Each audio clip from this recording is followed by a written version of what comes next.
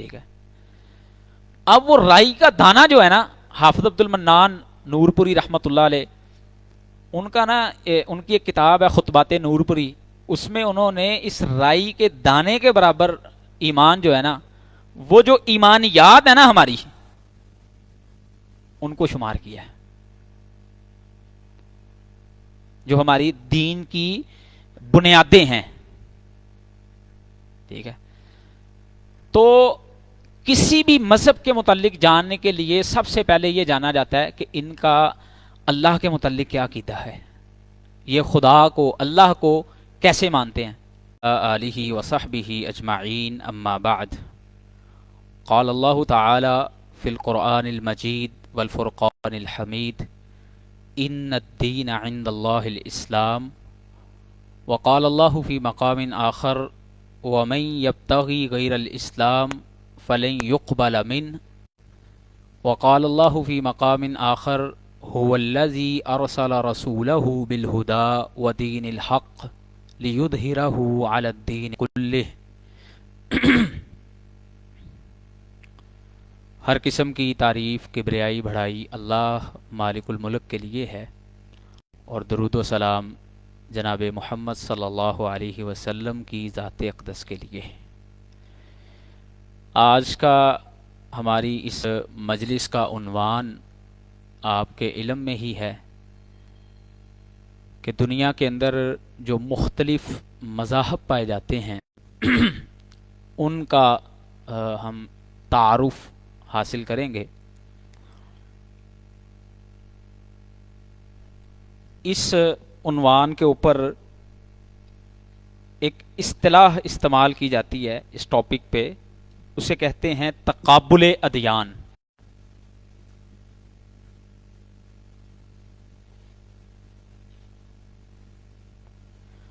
Comparative religion, تقابل ادیان.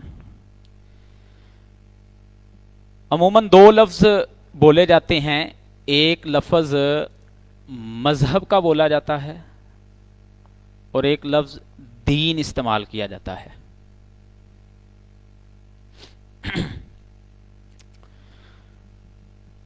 یہ عموماً مترادف کے طور پر آج کل استعمال ہوتے ہیں، لیکن اگر دیکھا جائے تو ان میں کچھ فرق بھی ہے. مذہب یہ آپ کو پتہ ہے کہ اس میں ظرف ہے جس کا معنی ہے چلنے کی جگہ.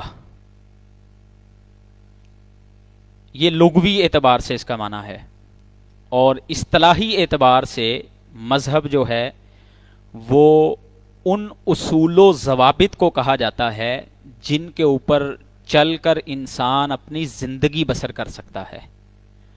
وہ اصول و ضوابط جن پر چل کے انسان اپنی زندگی گزار سکتا ہے، ان اصول و ضوابط کو مذہب کہا جاتا ہے. لفظ دین یہ اللہ تعالیٰ نے قرآن مجید میں بھی استعمال کیا ہے. سورہ آل عمران کی جو آیت میں نے آپ کے سامنے پڑھی، 19 نمبر آیت، اس میں اللہ تعالیٰ فرماتے ہیں ان الدین عند اللہ الاسلام، کہ اللہ کے ہاں دین جو ہے وہ اسلام ہے. ٹھیک ہے. تو دین کا لفظ اللہ تعالیٰ نے قرآن مجید میں بھی استعمال کیا ہوا ہے. تو لفظ دین ہی جو ہے وہ پہلے زیادہ استعمال ہوتا تھا، اب جو ہے وہ اس کے ساتھ مذہب کا لفظ ہی استعمال ہونے لگا ہے. ان میں فرق یہ ہے کہ یہ لفظ مذہب جو ہے یہ مسالک کے اوپر بھی استعمال کر لیا جاتا ہے. جیسے آپ فقہ کی کتابیں پڑھتے ہیں تو اس میں ہم کہتے ہیں کہ جی یہ امام شافی کا مذہب ہے، یہ امام مالک کا مذہب ہے، یہ امام ابو حنیفہ کا مذہب ہے. ٹھیک ہے. یہ امام احمد بن حنبل کا مذہب ہے رحمہم اللہ. تو یہ مذہب کا لفظ جو ہے یہ مسالک کے اوپر بھی بول دیا جاتا ہے اور دین کے اوپر بھی، دین کے اندر مترادف کے طور پر بھی اس لفظ کا استعمال ہو جاتا ہے. ٹھیک ہے. تو بہرحال یہ دین جو ہے نا، دین یہ ان اصولوں کا نام ہے جو حضرت آدم علیہ الصلاۃ والسلام سے لے کر کے جناب محمد صلی اللہ علیہ وسلم تک جتنے انبیاء آئے ان کو جو اللہ رب العالمین نے اصول و ضوابط دیے نا، جو ایک مشترک چیزیں چلتی رہی ہیں، ان چیزوں کا نام دین ہے۔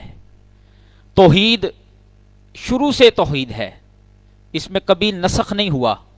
نسخ جو ہے وہ عقائد میں نہیں ہوتا، ٹھیک ہے، احکامات میں ہو جاتا ہے۔ احکام جو ہیں وہ ہر امت کے چینج ہوتے رہے ہیں، جیسے آدم علیہ الصلوۃ والسلام کی زمانے میں بہن بھائی کا نکاح ہو جاتا تھا، ٹھیک ہے۔ تو احکامات جو ہیں یہ چینج ہوئے ہیں، لیکن جو بنیادی بیسک چیزیں تھیں، شرک کی پہلے دن سے مذمت ہے۔ یہ نہیں ہوا کہ کسی امت میں شرک جائز رہا ہو اور بعد میں ہماری امت کے اندر اس کو جو ہے وہ حرام قرار دیا ہو، ایسا نہیں ہے۔ تو یہ مذہب جو ہے اس کے متضاد بھی ایک لفظ استعمال کیا جاتا ہے جسے کہتے ہیں لا دینیت۔ اس کے متضاد ایک لفظ ہے جس کو بولتے ہیں لا دینیت۔ کل آپ نے لیکچر لیا خاور رشید بٹ صاحب سے، انہوں نے آپ کو ایتھیزم کے حوالے سے جو ہے وہ کچھ پڑھایا ہے۔ تو یہ وہ لوگ ہیں جو مذہب کو نہیں مانتے، ٹھیک ہے۔ تو ہمیں پتہ چلا کہ دنیا میں دو طرح کے لوگ پائے جاتے ہیں۔ ایک وہ ہیں جو جنہیں بلیورز کہا جاتا ہے، ایمان لانے والے، اور ایک جو لا دین لوگ ہیں، جو بلیورز نہیں ہیں، جو ایمان نہیں رکھتے، ٹھیک ہے۔ اب اس ایمان کی کیفیتیں مختلف ہیں کہ مسلمانوں کا ایمان کس طرح کا ہے، یہودیوں کا ایمان کس طرح کا ہے، عیسائیوں کا ایمان کس طرح کا ہے۔ بہرحال جو لوگ مذہب کے ماننے والے ہیں ان کو بلیورز کہا جاتا ہے کہ وہ کسی نہ کسی اصول و ضوابط کو کسی نہ کسی درجے میں جا کے وہ بہرحال اصول و ضوابط کے پابند ہیں۔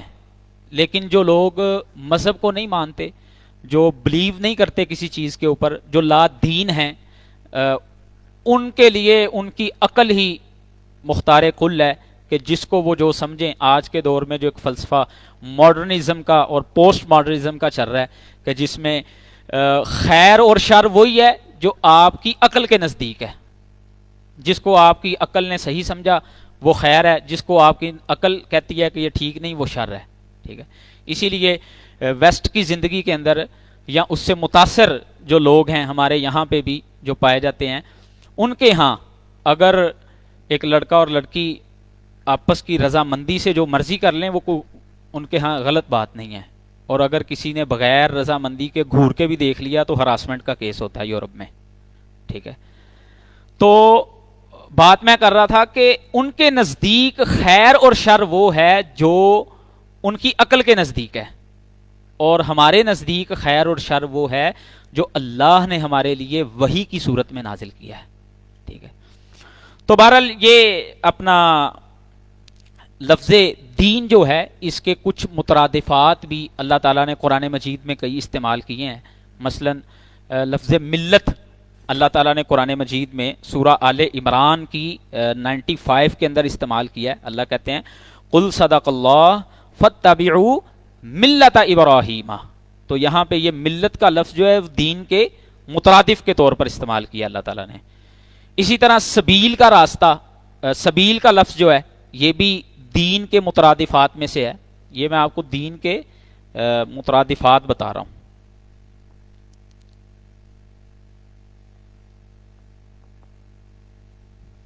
ملت، سبیل، سبیل آیا نا قرآن مجید کی سورہ النحل کی 125 میں، اللہ تعالیٰ فرماتے ہیں ادعو الی سبیل ربک، تو اللہ کے دین کی طرف تم بلاؤ لوگوں کو، ٹھیک ہے جی۔ اسی طرح ہدایت کا لفظ بھی اس کے مترادفات میں سے ہے، جیسے اللہ تعالیٰ نے قرآن مجید میں سورہ البقرہ کی 38 نمبر آیت میں فرمایا قُلْ نَهْبِطُوا مِنْهَا جَمِيعًا فَإِمَّا يَأْتِيَنَّكُم مِّنِّي هُدًى فَمَن تَبِعَ هُدَايَ فَلَا خَوْفٌ عَلَيْهِمْ، کہ اب آدم علیہ السلام کو جب کہا کہ آپ زمین پہ چلے جائیں تو کہا کہ اب ہدایت آپ کو میں دوں گا، زندگی گزارنے کے اصول و ضوابط جو ہیں وہ میں تمہیں فراہم کروں گا. تو یہ ہدایت کا لفظ جو ہے وہ بھی اس کے مترادفات میں سے ہے. اچھا، یہاں پہ ایک سوال کرتے ہیں یہ لوگ جو لا دینیت کا شکار ہیں. وہ کہتے ہیں کہ زندگی گزارنے کے لیے آخر مذہب کیوں ضروری ہے بھائی؟ آپ لوگ اتنا جو ہے وہ اس بات کے اوپر فوکس کرتے ہو اور کہتے ہو کہ جی یہ وہی ہے، یہ ایک پورا سسٹم ہے، انسان کو اپنا جو ہے نا وہ چوائس آف دا چوائس، جیسے چاہے جس طرح چاہے وہ زندگی گزارے. تم لوگ کیوں مجبور کرتے ہو انسان کو کہ اس کے لیے کوئی بیریئرز ہیں کہ یہ تمہارے لیے حلال ہے، یہ تمہارے لیے حرام ہے، اس سے تم نے آگے نہیں جانا ہے؟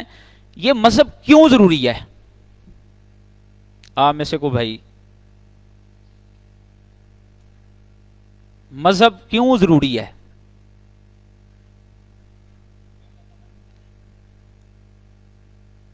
وہ تو اللہ کو بھی نہیں مانتے ہیں.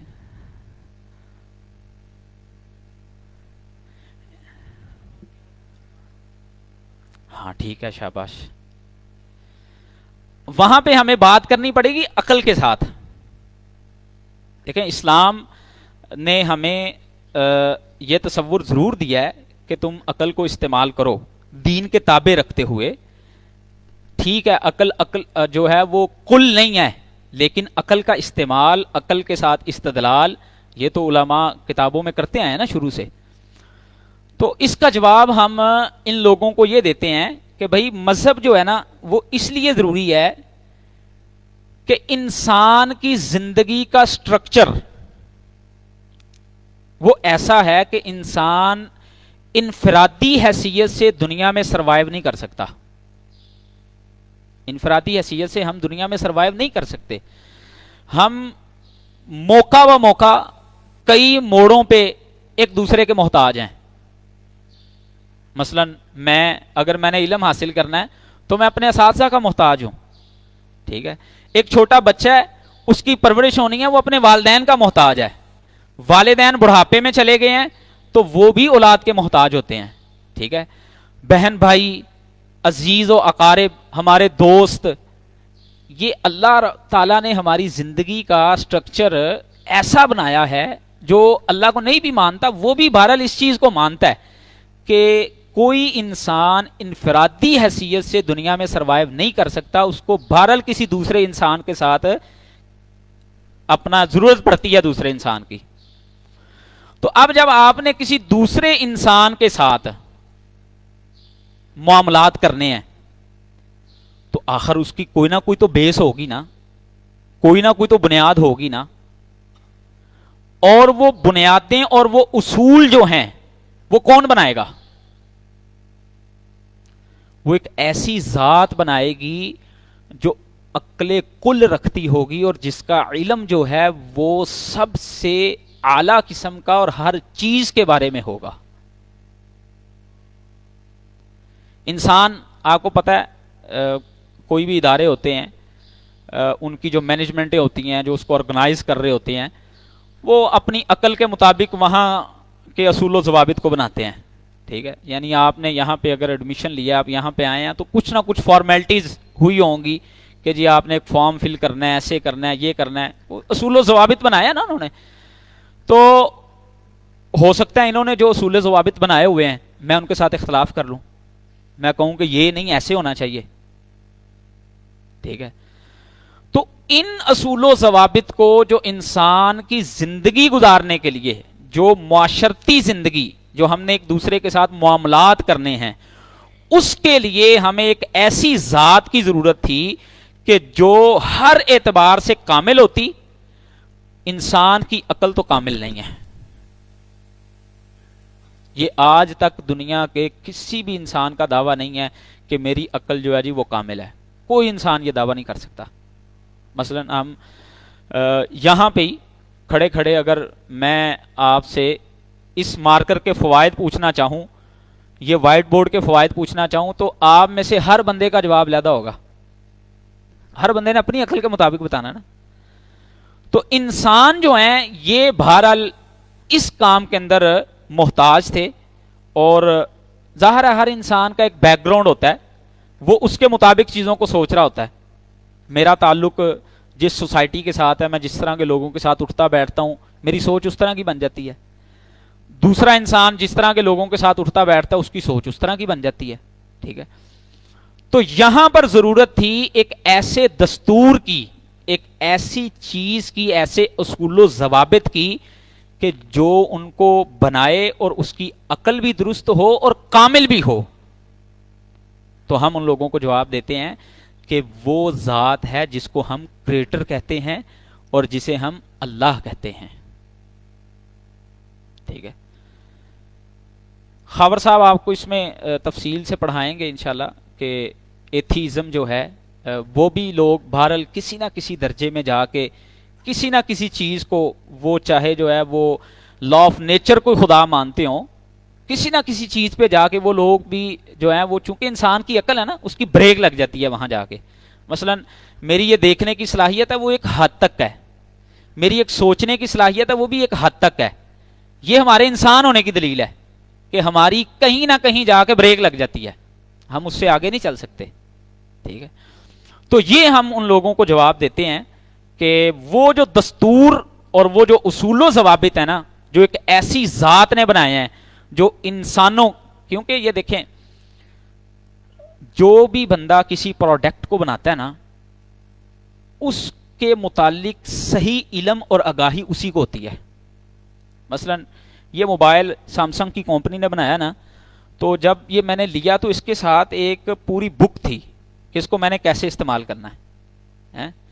ہم اپنے گھر میں اے سی لے کے آتے ہیں، فریج لے کے آتے ہیں، کوئی بھی الیکٹرانکس کی، یہ کیمرہ چل رہا ہے مثال کے طور پہ، تو یہ کیمرہ بنانے والے نے بتایا کہ اس کو استعمال بھی کیسے کرنا ہے. میں اس کو ایسے الٹا کر کے لگا دوں اور میں کہوں میرا کیمرہ میری مرضی، میں اس کو جیسے مرضی چلاؤں. یہ موبائل کو میں پانی میں پھینک دوں اور میں کہوں کہ میں نے اس کو پانی کے اندر استعمال کرنا ہے، تو میں کر لوں گا. فریج کو میں الٹا رکھ کے چلا دوں، کمپریسر اس کا اوپر کر دوں، میں کہوں میری فریج ہے، میں نے اپنی مرضی سے خریدی ہے، میرے پیسے لگے ہیں، میں جیسے مرضی چلاؤں. نہیں چلا سکتا. کچھ بیسکس اصول ہوتے ہیں ہر چیز کے. اسی طرح یہ انسان جو ہیں یہ پروڈکٹ ہیں اللہ کی، ان کو بنایا ہے اللہ نے، اور ان کی زندگی گزارنے کے اصول جو ہیں وہ بھی اللہ ہی بتائیں گے. ٹھیک ہے، اگر کوئی انسان یہ کہے کہ یہ میرا جسم ہے، میں اس کو جیسے مرضی استعمال کروں، تو نہیں.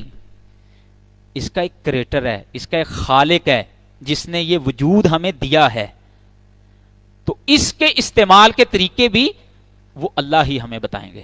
ٹھیک ہے، یہ مذہب اور دین کے بارے دو طرح کے نظریات پائے جاتے ہیں بھائی جان.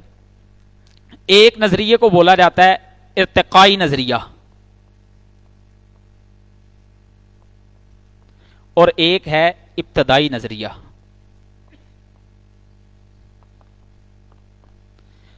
ارتقاء یہ آپ کو معلوم ہے، لفظ سے سمجھ آ رہی ہے کہ آہستہ آہستہ کسی چیز کا آگے بڑھنا.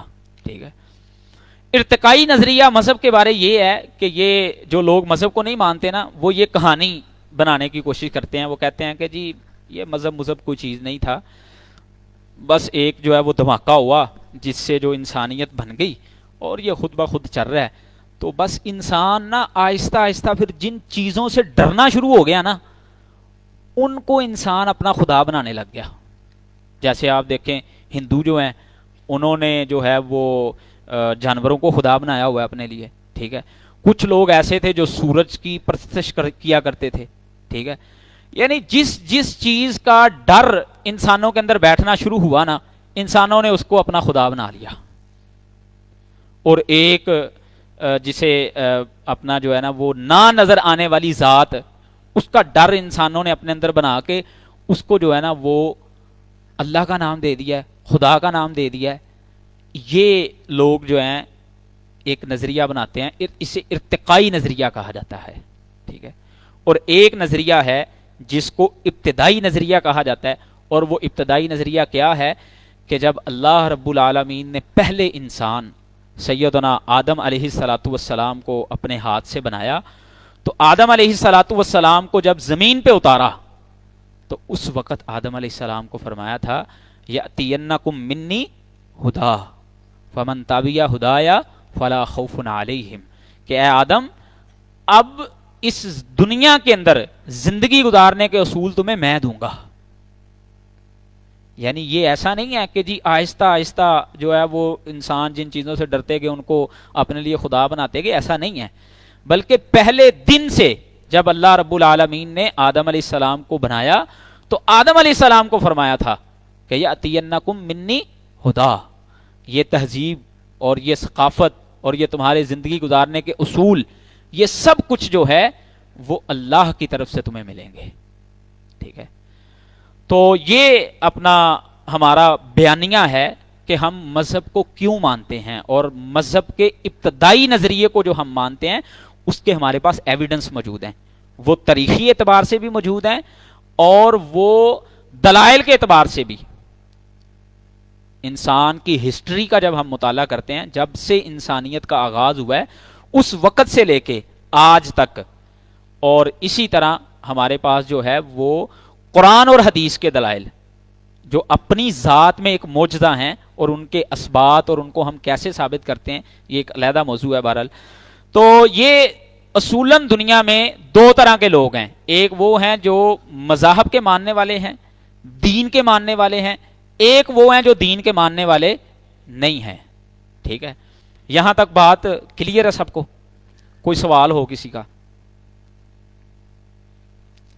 اچھا، یہ ایسے نہیں ہونا کہ میں ہی بولتا جاؤں گا، میں نے آپ کو بھی بلوانا ہے. ٹھیک ہے، تو ابھی تو میں بول رہا ہوں، پھر آگے آپ نے بولنا ہے. ٹھیک ہے انشاءاللہ. اچھا جی، یہ جو مذاہب کے ماننے والے لوگ ہیں نا، ان کی بھی آگے دو قسمیں ہیں.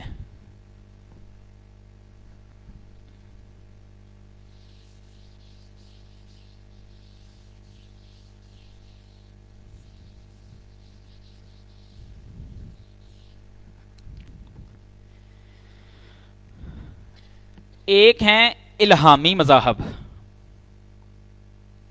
اور ایک ہیں غیر الہامی.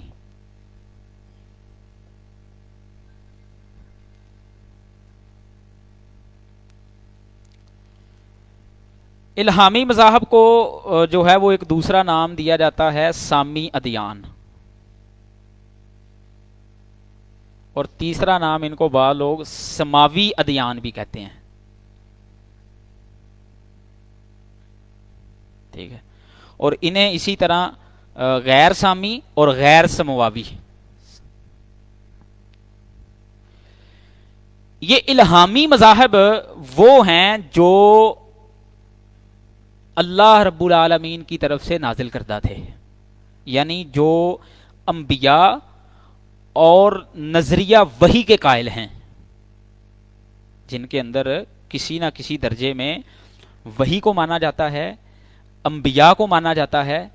یہ بلیورز ہیں جو. ٹھیک ہے، یہ تین ہیں. ان میں سب سے پرانا مذہب یہودیت ہے، دوسرا عیسائیت ہے، اور تیسرا اسلام ہے.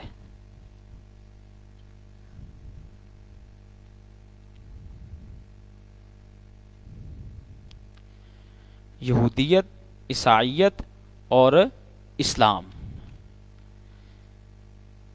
اسی طرح ایک مذہب ہے، مذاہب کی اقسام ہے جسے غیر الہامی کہتے ہیں. یہ اصل میں نسلی بنیاد کے اوپر دنیا میں دو قومیں جو ہیں وہ گزری ہیں، ایک منگول اور ایک آریہ قوم. ان سے پھر آگے نا مختلف مذہب نکلے تھے.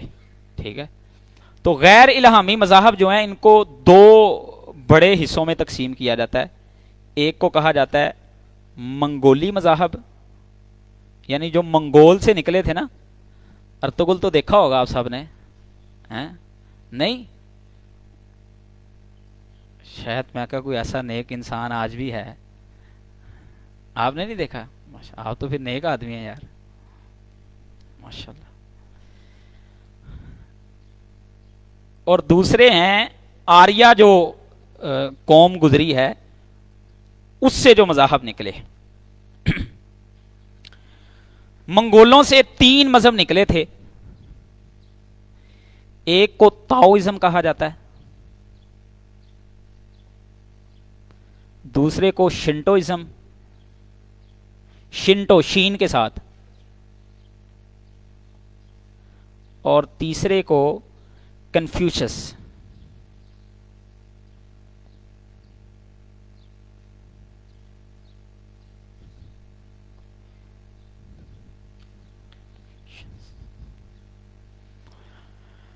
تاؤزم, شنٹوازم اور کنفیوشس, یہ 3 جو ہے نا مذاہب یہ منگولوں سے نکلے ہوئے ہیں. اور آریہ سے جو مذاہب نکلے تھے ان کے نام ہیں, سب سے معروف ان میں سے جو مذہب ہے وہ ہندو مت ہے,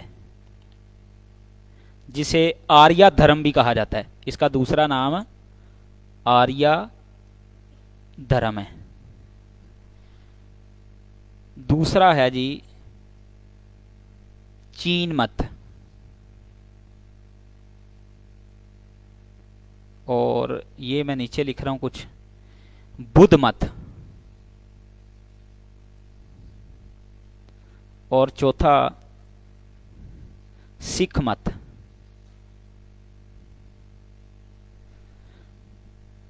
ہندو مت, چین مت, بدھ مت اور سکھ مت, یہ آریہ جو قوم تھی نا ان سے نکلے ہوئے مذاہب ہیں.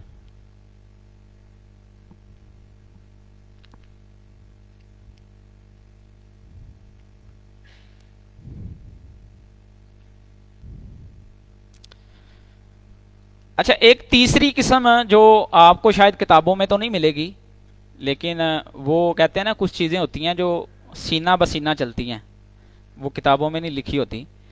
ہمارے اساتذہ جن سے ہم نے یہ کمپیریٹیو ریلیجن پڑھا وہ ایک قسم بناتے ہوتے تھے جھوٹے مذاہب کی. ہیں تو خیر اسلام کے علاوہ سارے جھوٹے, اب یعنی یہ یہودیت عیسائیت اب جو ہے, کسی دور میں تو بہرحال ان کے ماننے والے جو ہیں وہ جنتی تھے, اب اسلام کے آنے کے بعد جو ہے وہ ظاہر ہے پچھلے ادیان جو ہیں وہ منسوخ ہو گئے سارے.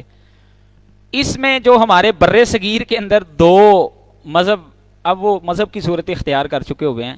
ایک کو قادیانیت کہا جاتا ہے اور دوسرے کو بہائیت کہا جاتا ہے.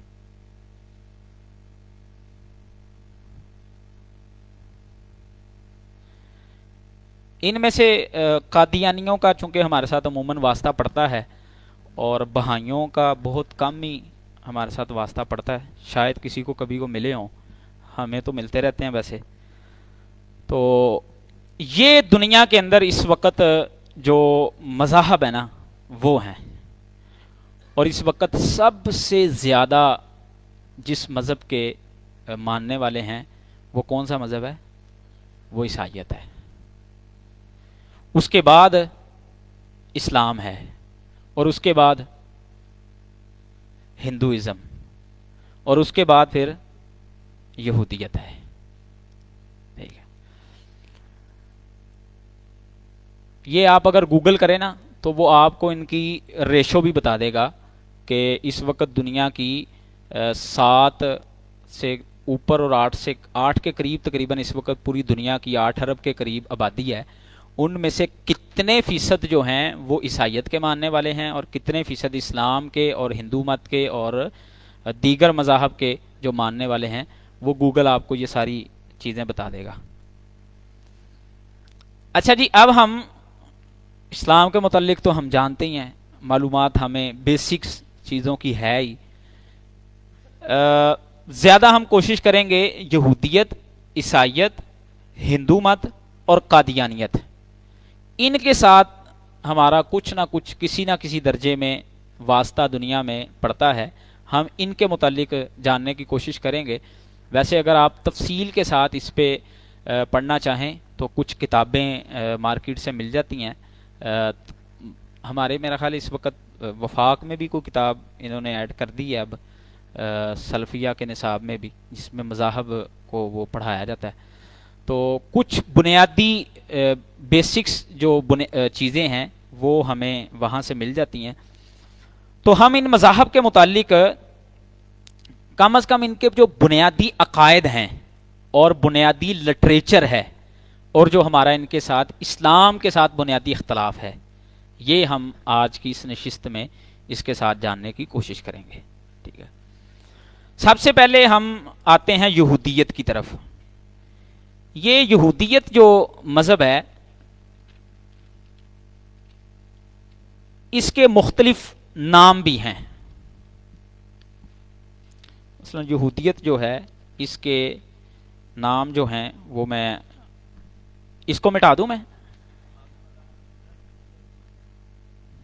ہاں ہاں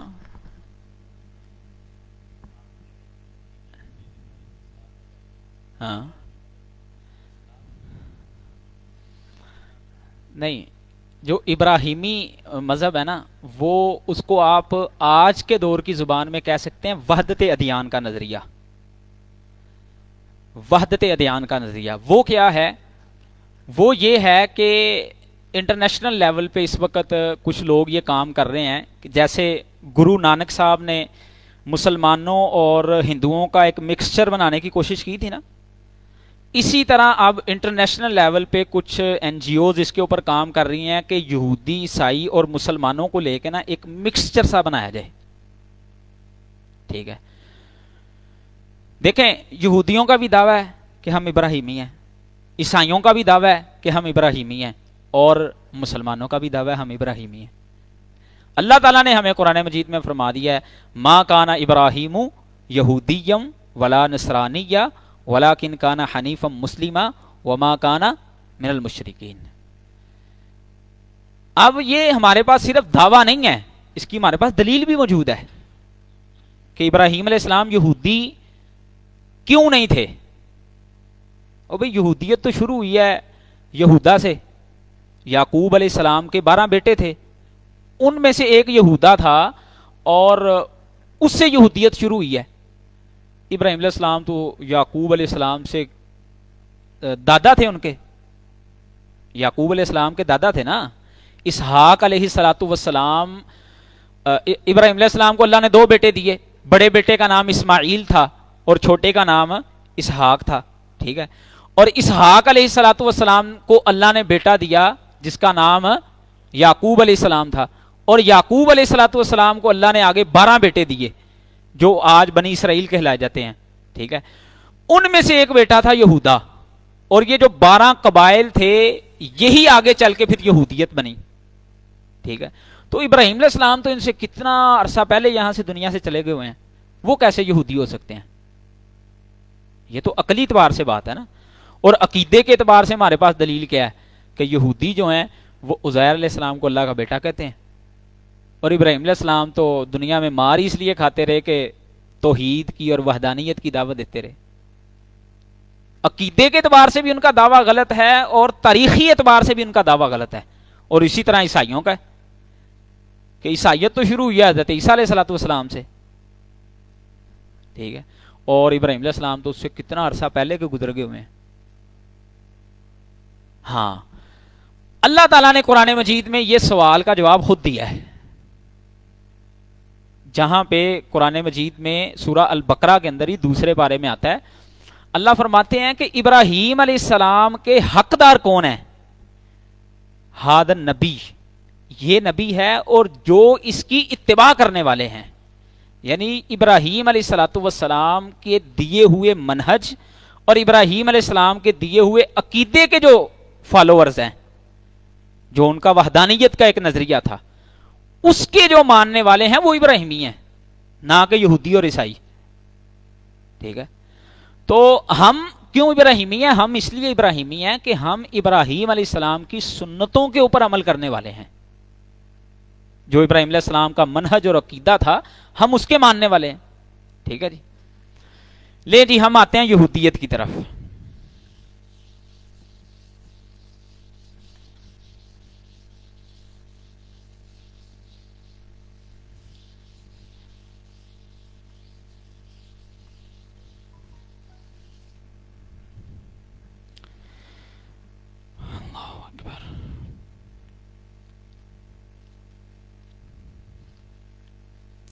یہودیوں کے مختلف نام ہیں جی. ایک تو ان کو یہودی کہا جاتا ہے, دوسرا انہیں اسرائیلی کہا جاتا ہے, انہیں عبرانی بھی کہا جاتا ہے, اور انہیں سہونی بھی کہا جاتا ہے.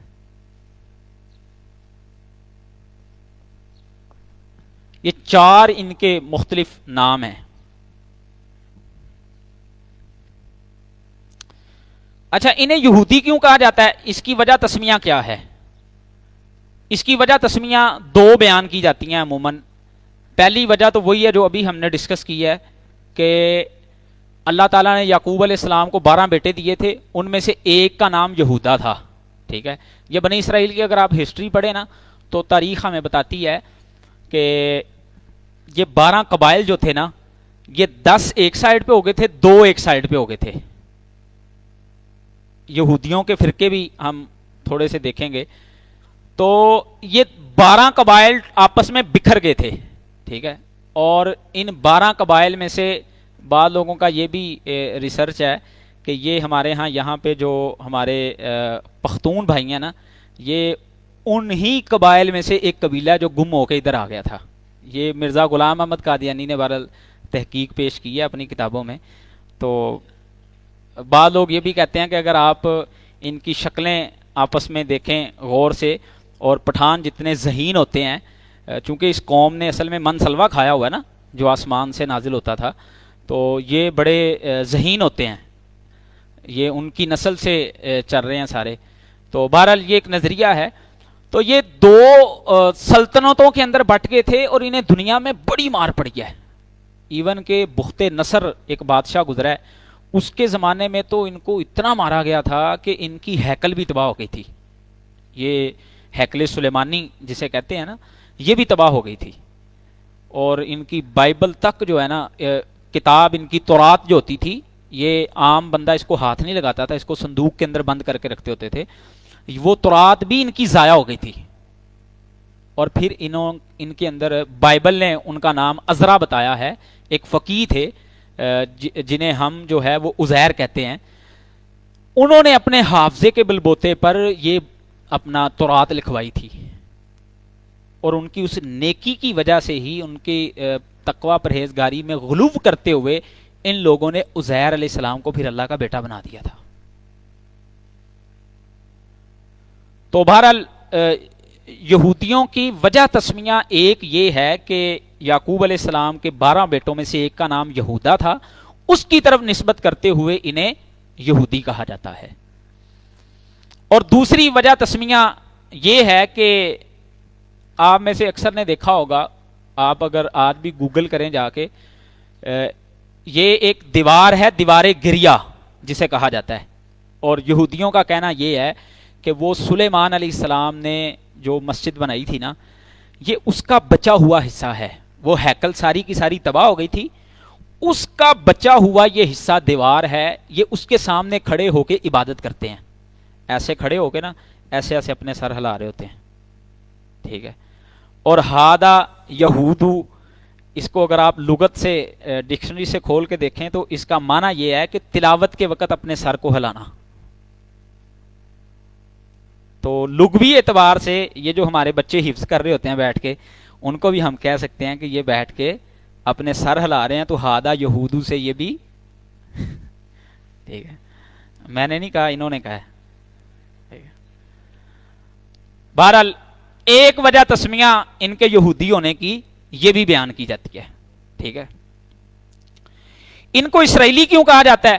ان کو اسرائیلی, یہ جو دوسرا نام ہے ان کا, اس کی وجہ تسمیہ اسرائیلی کہا جاتا ہے, یا بعض لوگ ان کو بنی اسرائیلی کہتے ہیں. یہ دونوں نام چلتے ہیں, اسرائیلی یا بنی اسرائیلی. ٹھیک ہے, یہ اسرائیل اصل میں یعقوب علیہ السلام کا لقب ہے. اسرائیل یعقوب علیہ السلام کا لقب تھا. تو اصل میں نا بائبل کے اندر, یہ میرے سامنے پڑی ہوئی ہے بائبل, یہ بھی بائبل ہے, یہ بھی بائبل ہی ہے. اس کی جو پیدائش کی کتاب ہے, پہلی کتاب جسے تورات ہمارے ہاں عموماً کہا جاتا ہے, اس کا انٹروڈکشن میں آپ کو آگے چل کے کرواتا ہوں اس آیت میں. اس کی ایک کتاب ہے پیدائش, اس کا چیپٹر ہے 32 اور فقرہ اس کا ہے 22 تا 32۔ اس کے اندر ایک سٹوری اصل میں بیان ہوئی ہے کہ یعقوب علیہ الصلوۃ والسلام کی نعوذ باللہ اللہ تعالیٰ کے ساتھ نا ایک دن کشتی ہوئی، اور یعقوب علیہ الصلوۃ والسلام اللہ پہ غالب آ گئے۔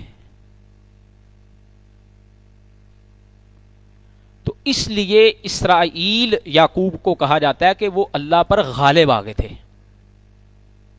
اور اس کی طرف نسبت کرتے ہوئے یہ لوگ اپنے آپ کو اسرائیلی کہتے ہیں، اور اسی وجہ سے یہ اپنی ریاست کا نام بھی اسرائیل انہوں نے رکھا ہوا ہے یہودیوں نے۔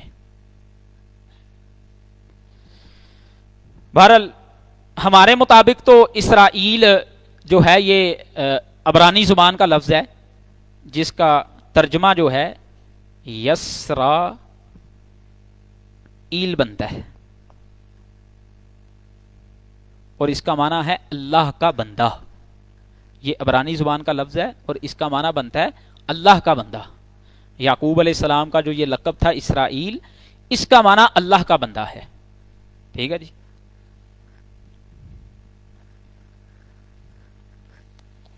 اچھا، ان کا جو تیسرا نام ہے عبرانی، وہ انہیں کیوں کہا جاتا ہے؟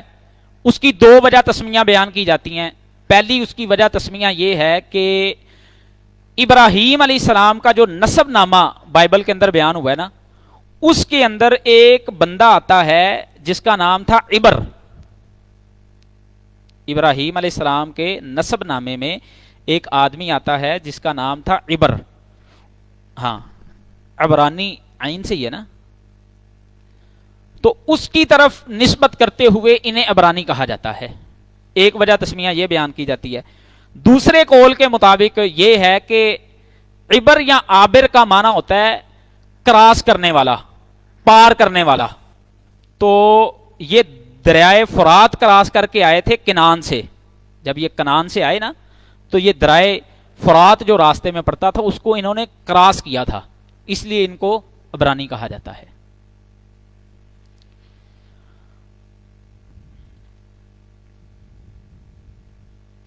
اور چوتھا نام جو ان کا سہونی ہے، اس کی وجہ تسمیہ یہ بیان کی جاتی ہے کہ یہ یروشلم کے اندر اصل میں ایک پہاڑی سلسلہ ہے، سہون، اس کی طرف نسبت کرتے ہوئے انہیں سہونی کہا جاتا ہے، ٹھیک ہے جی۔ یہ تھے ان کے نام، اس مذہب کے جو مختلف نام تھے اور ان کی وجہ تسمیہ جو ہم نے ڈسکس کی ہیں۔ ابھی ہم آتے ہیں ان کے عقائد کی طرف۔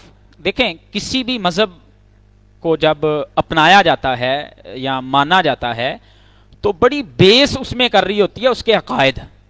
ہمارے ہاں بھی اسلام میں دیکھیں مسلمانوں کے آپس میں بڑے اختلافات ہیں، علماء گنجائش بھی رکھتے ہیں فقہی مسائل میں، اگر اختلاف ہو جائے تو کسی کے اوپر اتنی جلدی کفر کا فتویٰ نہیں لگاتے، ٹھیک ہے۔ عقیدے کے مسائل کے اندر جو ہے نا وہ اصل سختی ہوتی ہے، اصل چیز ہوتی ہے عقیدہ۔ حدیث ہے نا نبی صلی اللہ علیہ وسلم کی کہ جس کے دل میں رائی کے دانے کے برابر بھی ایمان ہوا نا، اللہ اس انسان کو ایک نہ ایک دن جنت عطا فرما دیں گے، ٹھیک ہے۔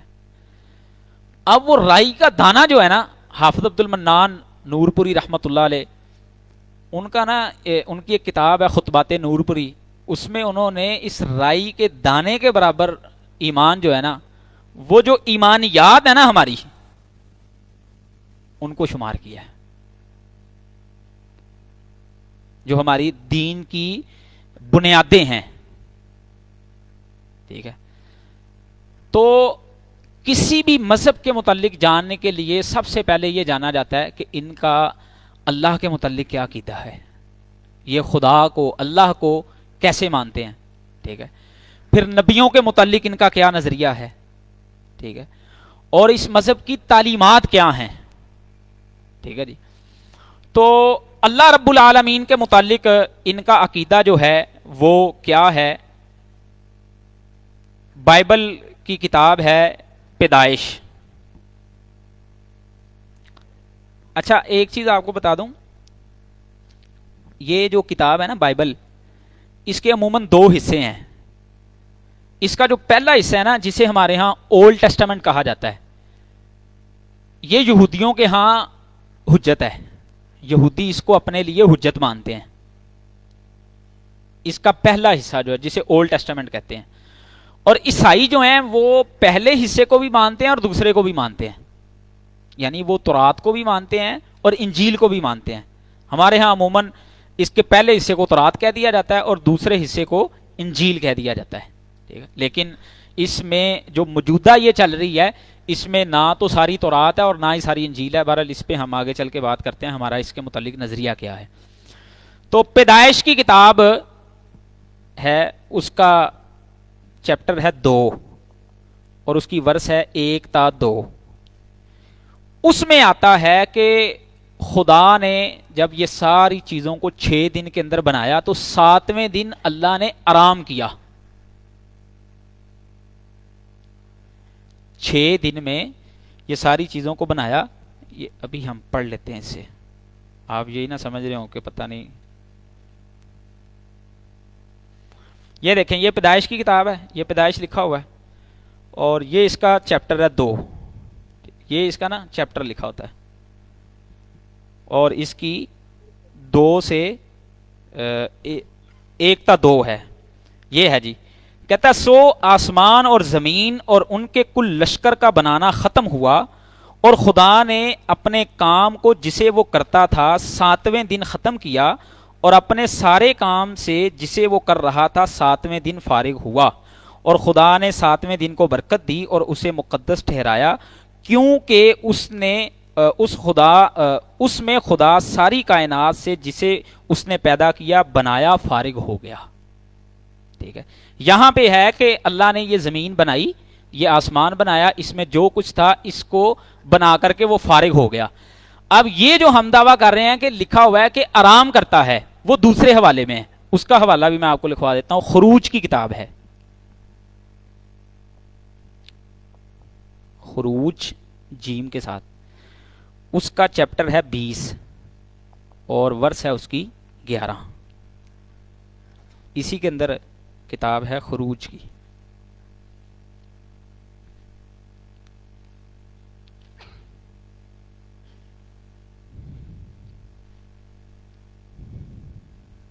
ہاں یہ ہے، کہتا ہے کیونکہ خداوند نے 6 دن میں آسمان اور زمین اور سمندر اور جو کچھ ان میں ہے سب بنایا اور 7ویں دن آرام کیا، اس لیے خداوند نے سبت کے دن کو برکت دی اور اسے مقدس ٹھہرایا. ٹھیک ہے، تو اب دیکھیں خدا تو ہر قسم کے نقائص سے پاک ہوتا ہے. لا تأخذہ سینۃ ولا نوم.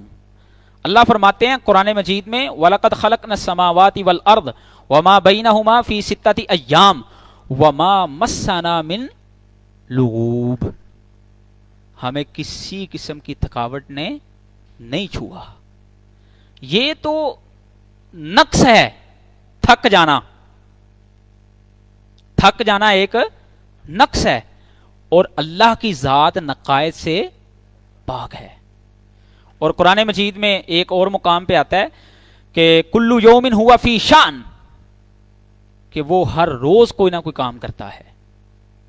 ایسا نہیں ہے کہ اللہ جو ہے وہ آرام کرتے ہیں. ٹھیک ہے، اور دوسرا یہ جو میں نے آپ کو پہلے حوالہ لکھوایا ہے وہ یہی ہے کہ یعقوب علیہ الصلاۃ والسلام کی اللہ کے ساتھ کشتی ہوئی اور یعقوب علیہ السلام غالب آ گئے. اللہ پہ کون غالب آ سکتا ہے؟ تو ایسا مذہب جس کے اندر خدا کے متعلق یہ نظریہ ہو. اور بھی چیزیں ہیں، اپنا اگر آپ بائبل کے مزید حوالہ پڑھیں نا، جس سے یہ ہمیں پتہ چلتا ہے کہ خدا عاجز ہو جاتا ہے. ٹھیک ہے، یہ قضات کی کتاب کے اندر لکھا ہوا ہے. اسی طرح ایک پیدائش کی کتاب کے چیپٹر 6 اور اس کی ورس 5 اور 6 میں لکھا ہوا ہے کہ خدا جو ہے وہ غمگین بھی ہوتا ہے اور اسے کام ہونے کے بعد اس کا علم ہوتا ہے. یہ پیدائش کی کتاب 6 کا ورس 5 اور 6 ہے، اس میں یہ حوالہ لکھا ہوا ہے. بہرحال اور بھی چیزیں ہیں، میں وقت کم ہے ہمارے پاس، ہم نے اور چیزیں ڈسکس کرنی ہیں. اس کے اوپر آپ کو باقاعدہ کتابیں مل جائیں گی جس میں ان ڈیٹیل آپ کو یہ چیزیں جو ہے نا وہ مل سکتی ہیں. ٹھیک ہے، یہ تو تھا ان کا اللہ کے متعلق نظریہ. اب ان کا نبیوں کے متعلق نظریہ ہم پڑھیں وہ کیا تھا. اسلام نے تو ہمیں صاف طور پہ بتایا ہے ہم اس وقت تک مسلمان نہیں ہوتے جب تک ہم آدم علیہ الصلاۃ والسلام سے لے کے جناب محمد صلی اللہ علیہ وسلم تک آنے والے سارے نبیوں پر ایمان نہیں لے کے آتے. ٹھیک ہے، جن کے نام ہمیں پتہ ہیں یا نہیں پتہ ہم سب کو اللہ کا پیغمبر مانتے ہیں. وَكُلٌّ مِّنَ الصَّالِحِينَ، اور وہ سب کے سب نیکوکار تھے. اب ہم اگر بائبل پڑھیں نا اس میں نبیوں کے متعلق نعوذ باللہ ایسی ایسی باتیں لکھی ہوئی ہیں کہ مسجد میں کھڑے ہو کے میں پڑھ نہیں سکتا. آپ کو میں حوالہ جات لکھوا دیتا ہوں، آپ یہ بائبل مل جاتی ہے دنیا سے، یہ میرے پاس بھی ہے.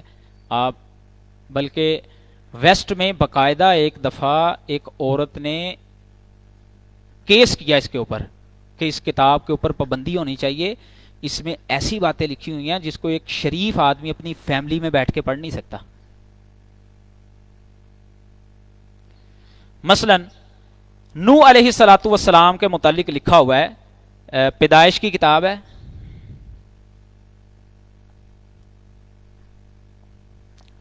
اس کا چیپٹر نمبر 9 ہے اور اس کی ورس 20 تا 21 ہے.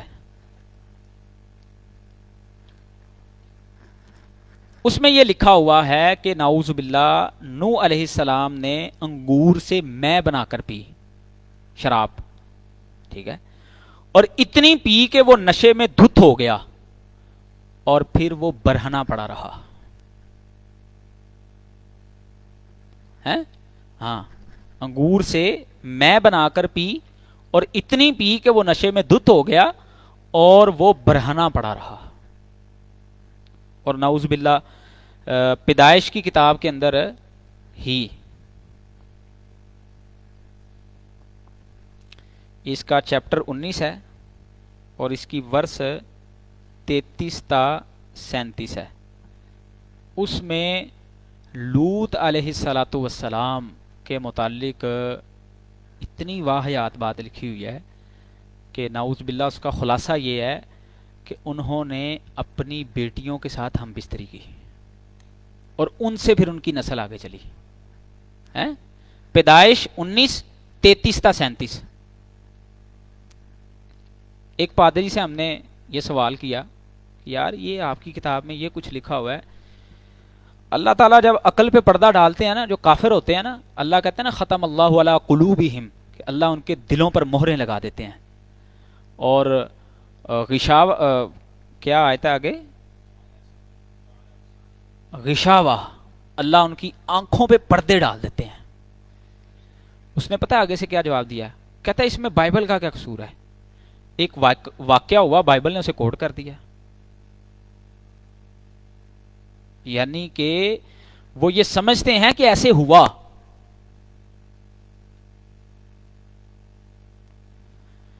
اسی طرح جو ہے وہ داؤد علیہ السلام کے متعلق لکھا ہوا ہے کہ داؤد علیہ السلام کی فوج میں جو ہے نا وہ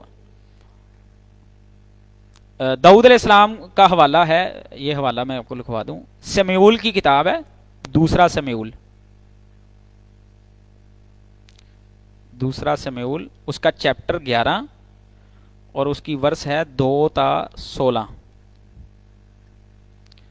اس میں لکھا ہوا ہے کہ داؤد علیہ السلام ایک دن اپنی چھت پہ چڑھے اور اپنی بالکونی سے انہوں نے کسی دوسرے کے گھر میں جھانکا اور انہوں نے دیکھا کہ وہاں پر ایک عورت نہا رہی تھی اور داؤد علیہ السلام کو وہ پسند آ گئی.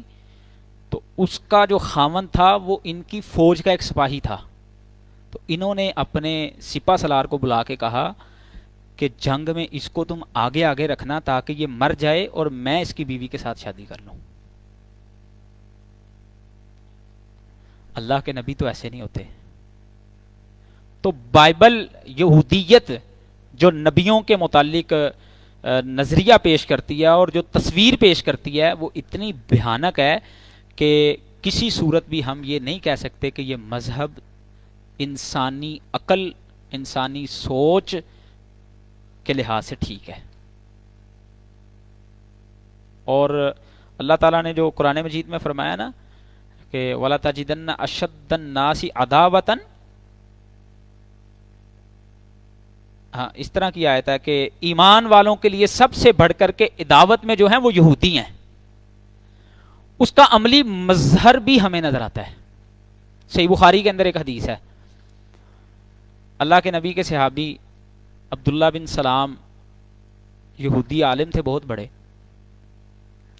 انہوں نے جب اسلام قبول کرنا تھا نا تو یہ نبی صلی اللہ علیہ وسلم کے پاس آئے اور آگے کہنے لگے اللہ کے نبی صلی اللہ علیہ وسلم میں نے اگر ایسے اسلام قبول کر لیا نا تو یہ یہودیوں نے پتہ کیا کہنا ہے، او ہے کڑا کو ساڈے جو بڑا عالم سی ہے تے ایویں ہی ہیگا سی تے بس ٹھیک ہے۔ تو آپ نا پہلے میرے متعلق ان سے پوچھیں کہ میں کون ہوں۔ تو نبی صلی اللہ علیہ وسلم کی ایک موقع پہ ملاقات ہوئی تو آپ نے یہودیوں سے پوچھا کہ عبداللہ بن سلام کیسا ہے؟ کہنے لگے عالمنا و ابن عالمینا، تو ہم میں سے سب سے بڑا عالم ہے، ہم میں سے سب سے بڑے عالم کا بیٹا ہے۔ تو اتفاق سے وہیں پہ عبداللہ بن سلام بھی آ گئے اور انہوں نے آ کے نبی صلی اللہ علیہ وسلم کے ہاتھ پہ کلمہ جب پڑھا نا، اسی مجلس میں یہ یہودی جس میں کھڑے ہو کے کہہ رہے تھے کہ عالمنا و ابن عالمینا، کہنے لگے اجہلنا و ابن اجہلینا، اس سے بڑا تو جاہل ہے ہی کوئی نہیں۔ یہ ان کی اسلام دشمنی تھی اور نبی صلی اللہ علیہ وسلم کے خلاف انہوں نے جو کچھ کیا وہ تاریخ آپ نے پڑھی ہے کہ انہوں نے کوئی موقع نہیں اپنے ہاتھ سے جانے دیا، ایون کہ کئی مرتبہ آپ کو شہید کرنے کی کوشش کی انہوں نے، ٹھیک ہے۔ تو یہ یہودیت ایک مذہب ایسا ہے کہ جس کو ہم کسی بھی اعتبار سے جو ہے وہ ان کے عقائد کو اگر ہم دیکھیں تو ہم یہ نہیں کہہ سکتے کہ یہ ایسا مذہب ہے کہ جی باجی جس کو صحیح عقلی اعتبار سے تسلیم کر لیا جائے، ٹھیک ہے۔ اب آتے ہیں ہم اس مذہب کے مقدس صحائف کی طرف۔ ایک تو بنیادی ان کے ہاں جو ٹیکسٹ ہے جس کو یہ حجت مانتے ہیں وہ تو یہ تورات ہے، بائبل جس کو اولڈ ٹیسٹامنٹ کہا جاتا ہے۔ اس کے علاوہ کچھ اور کتابیں بھی ہیں، وہ 3 کتابیں ہیں جی۔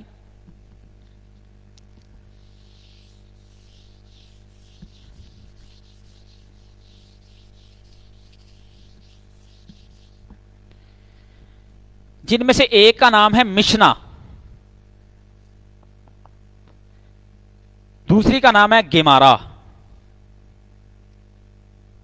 اور تیسری کا نام ہے تالمود۔ اس کو بعض لوگ توئیں کے ساتھ بھی لکھتے ہیں۔ یہ 3 ان کے بنیادی جو ہے وہ جنہیں آپ آسان لفظوں میں اگر سمجھنا چاہیں نا تو وہ کہہ سکتے ہیں کہ فقہ کی کتابیں ہیں ان کی، یعنی جو ان کی شرح چلتی تھی نا تورات کی سینہ بسینہ، اس کو پھر جب کمپائل کیا گیا تو سب سے پہلے جب اسے اکٹھا کیا گیا تو وہ مشنا کی صورت میں اکٹھا کیا گیا تھا، اسے مشنا کا نام دیا گیا تھا۔ اس کے بعد پھر آگے جو ہے وہ مشنا کی ایک تفسیر لکھی گئی، اس کا نام تھا گیمارا، اور پھر ان دونوں کتابوں کو اکٹھا کر کے ایک لٹریچر تیار کیا گیا جس کا نام تھا تالمود۔ اور تالمود کی آگے پھر 2 قسمیں ہیں، ایک بابلی تالمود تھی اور ایک یروشلمی تالمود تھی، ٹھیک ہے۔ یہ تالمود یہاں ہمارے پاکستان میں ٹریلر کے طور پر انہوں نے شائع کی ہوئی ہے، یہ اس کا ایک چیپٹر ہے شاید، اس کا نا اردو میں ترجمہ یہ کاموکی کے اندر عیسائیوں کا ایک ادارہ ہے، انہوں نے یہ شائع کی ہوئی ہے، ٹھیک ہے۔ ویسے یہ نیٹ پہ پڑی ہوئی ہے، تقریباً 16 کے 18 اس کی جلدیں ہیں تقریباً، انگلش میں یہ جو ہے وہ موجود ہے۔ تو 2 تالمودیں تھیں، ایک تھی یروشلمی تالمود اور ایک مغربی تالمود جسے جو ہے وہ لکھا اور شائع کیا گیا۔ یہ جو بابلی تالمود تھی نا اس کا مؤلف تھا ربی عاشی، ربی عاشی یروشلمی، اور ایک ہے بابلی۔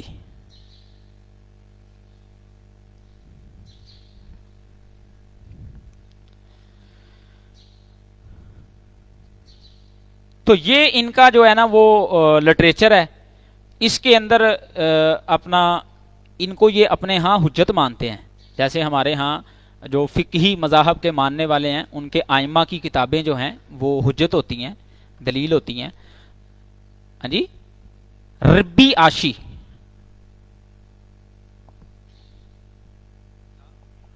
ہیں؟ ہاں ہاں، اچھا جی، ان کے فرقے بھی ہیں، جیسے یہ ہمارے مسلمانوں کے فرقے ہمیں گنواتے ہیں نا جی، کوئی آپ میں سے بریلوی ہے، کوئی دیوبندی ہے، کوئی اہل حدیث ہے، کوئی حنفی ہے، کوئی مالکی ہے، کوئی شافعی ہے، کوئی حنبلی ہے، ٹھیک ہے؟ تو ان کے بھی فرقے ہیں۔